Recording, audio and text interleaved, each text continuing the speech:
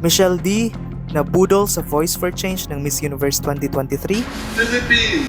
Ibinunyag ng Miss Universe Top 10 finalist at kandidata ng Pilipinas noong 2023 na si Michelle D na hindi niya pa natatanggap ang pinangakong award ng Miss Universe Organization para sa Voice for Change. Ang Voice for Change ay kolaborasyon sa pagitan ng Miss Universe, MOAD at CI Talks. Hi Universe, this is Michelle Marquez. Ito ay isang avenue para sa mga kandidata na ibahagi ang kanilang advocacies sa loob ng 3 minutong video at hikayatin ang mga manonood na suportahan ang kani-kanilang advokasya.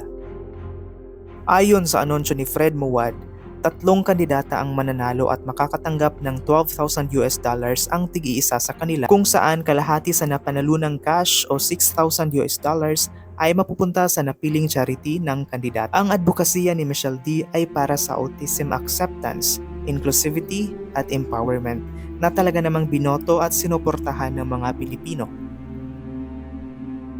Si Miss Angola, Miss Puerto Rico at Miss Philippines Michelle D ang 3 winners ng Voice for Change. Ngunit ibinunyag ni Michelle na hindi niya pa natatanggap ang pinangakong award 10 buwan matapos ang anunsyo ng winners.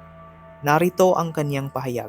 The Voice for Change Award was undoubtedly one of the most important and the most personal awards to encompass my journey. As you all know, my brothers and those on the autism spectrum have been a lifeline of purpose and passion for the things that I do, even before my 7-year pageant journey started. But of course, winning would not have been possible without the Bayanihan spirit, which didn't come cheap.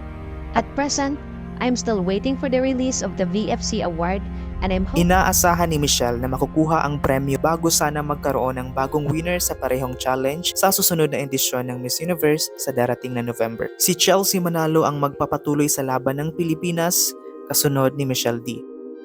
Wala pang opisyal na pahayag ang Miss Universe, MUAD at CI Talks kaugnay sa papremyo na hindi pa natatanggap ni Michelle. Matatanggap pa kaya ni Michelle ang nararapat na papremyo?